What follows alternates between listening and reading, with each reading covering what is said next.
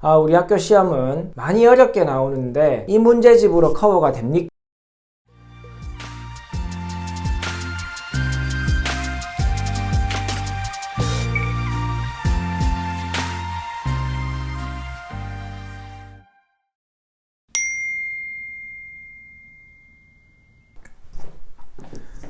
안녕하세요, 안현 선생입니다. 오늘은 아이들 평상시에 공부하는 수학 학습의 수준 그 부분에 대해서 좀 말씀을 드리려고 합니다. 제가 학군제에서 이제 학원을 하다 보니까 이제 그런 경우가 조금 더 많기는 한데, 이제 학교의 시험이 인근의 다른 학교보다 좀 어렵게 나오는 경우, 이런 경우에 이제 그 학교에 배정받은 학생, 그 학교를 다니고 있는 학생의 경우에 이제 어떤 반에 배정하거나 이 반에서는 이 문제집을 풀게 됩니다 라고 했을 때 제일 많이 받는 질문이 우리 학교 시험은 우리 아이가 다니는 학교, 우리 학교라고 하겠습니다. 우리 학교의 수준이 많이 어렵게 나오는데 이 문제집으로 커버가 됩니까? 이런 질문을 굉장히 많이 받습니다. 학군지라서 그런 경우가 더 많지만 학군지가 아니라고 하더라도 어쨌든 학교마다의 좀 차이가 있을 수 있잖아요. 문제 출제하는 수준의 차이. 그러니까 비학군지라도 그런 경우는 있을 거라고 생각이 됩니다. 이런 경우에 이제 어떻게 하는 게 맞겠냐, 어떻게 제가 설명을 드리는지 그런 부분을 오늘 간략하게 짧게 10분 안쪽으로 될 것 같습니다. 설명드리려고 영상을 준비했습니다. 자, 우리 학교는 시험이 어려운데 이 정도 수준 교재로 커버가 됩니까? 이런 질문을 한다고 했잖아요. 그래서 제가 시즌 6 지금 진행하고 있는데 시즌 1 때부터 계속 말씀드린 건데 제가 이제 용어를 이렇게 썼죠. 아이가 해야 하는 학습의 수준은 학교 시험이나 이런 거에 별로 상관이 없어요. 학교 시험의 난도 그거하고 별로 상관이 없습니다. 거의 모든 학생들이. 학습의 수준은 아이의 실력에 맞춰야 한다는 거죠. 실력에 맞추어야. 그래서 제가 이런 학습 이름을 붙인 게 맞춤 학습이라고 말씀을 드렸어요.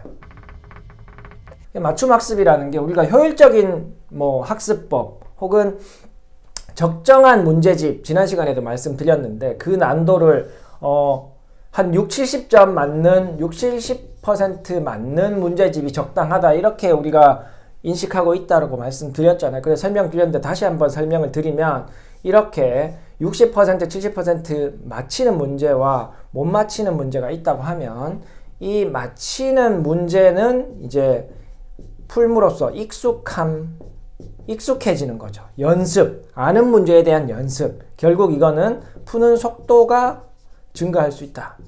이런 혼자 풀었을 때, 도움 없이 풀었을 때 맞히는 문제를 풀므로써 이런 익숙함, 연습이 돼서 속도가 올라가는 효과가 있을 수 있죠. 그 다음에 이 부분이 진짜 실력의 핵심인데, 이 틀리는 문제를 찾아서 맞히는 문제로 오답을 열심히 해가지고 맞힐 수 있게 되는 것으로 실제로 실력이 올라간다, 이렇게 말씀드렸잖아요. 말씀드려 왔었죠.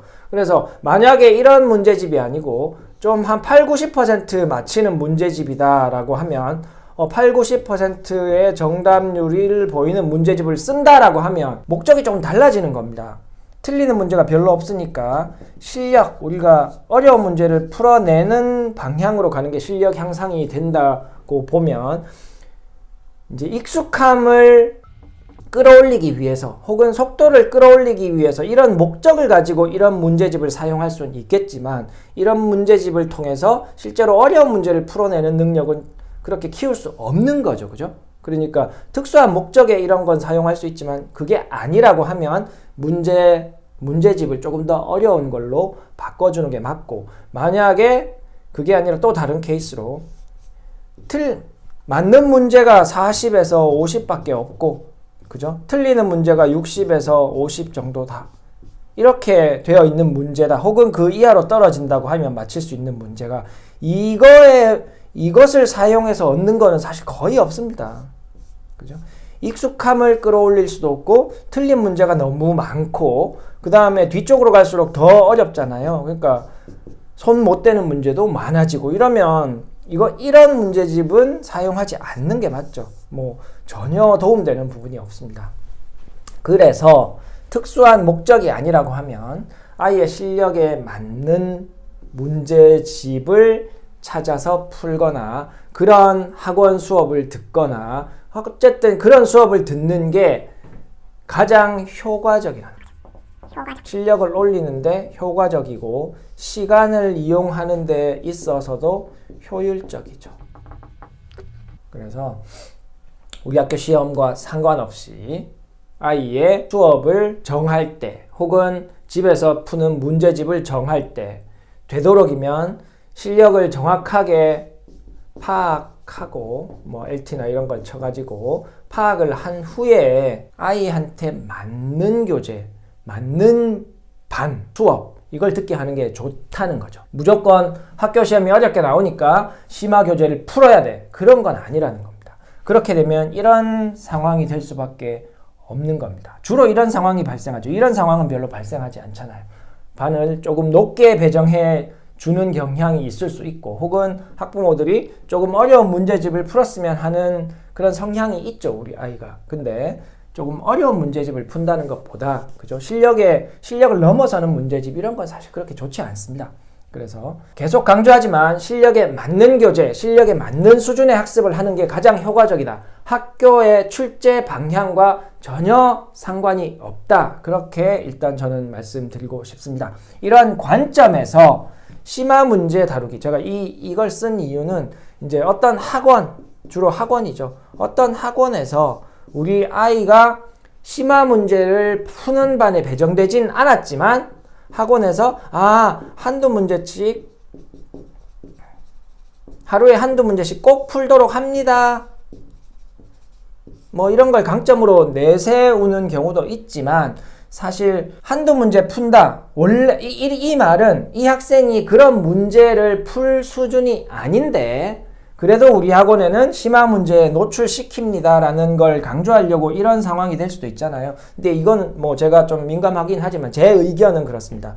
어떤 아이의 수준이 이쪽으로 올라간다고 하면 수준이 이 정도입니다. 그러면 아이한테 일반적으로 이런 적정한 문제집, 적정한 수업을 듣는다고 하면 아이한테 이런 수준의 문제 혹은 수업을 듣도록 해서 아이가 이걸 채워주기를 학원에서 채울 수 있지는 않잖아요. 그렇죠? 결국 혼자 풀어내야 되기 때문에 학원에서 가르쳐 줄 수는 있어요. 그 대신 진짜 이게 여기까지 올라오게 하는 거는 학생의 도움이 없이는 불가능한 겁니다. 그죠? 근데 학원에서 이런 수업을 듣고 있지만 이런 문제를 하루에 한 문제씩 노출시킵니다.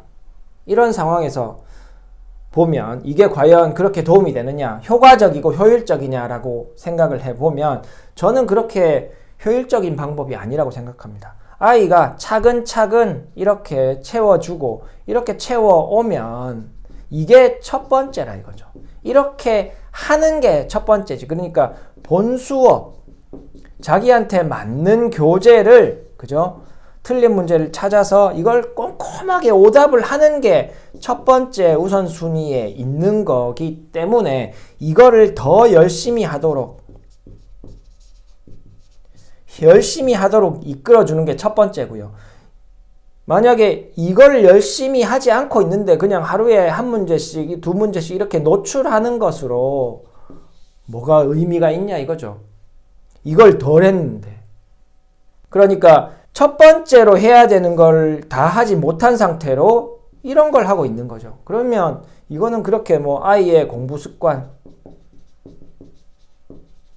그죠? 이런 거를 뭐 개선하거나 실제로 실력이 올라가는데 있어서도 그렇게 효율적인 방법은 아니라고 생각합니다.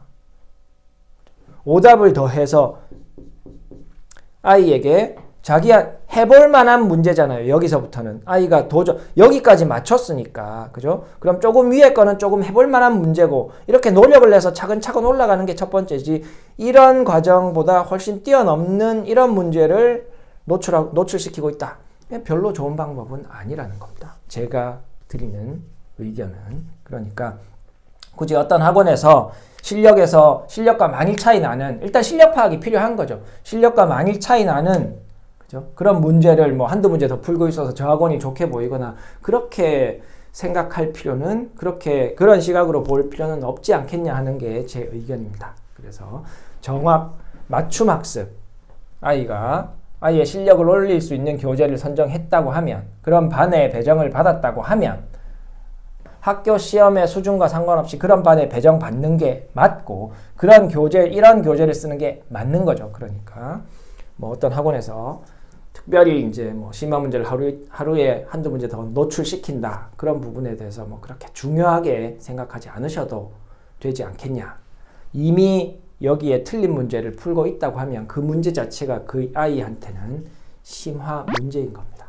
그러니까 그 심화 문제 풀어볼 만한 심화 문제를 뛰어넘는 것까지 미리 신경 쓸 필요는 없다는 거죠. 다음에 또 다른 내용으로 찾아오도록 하겠습니다. 감사합니다. 안녕. 수학 파이팅!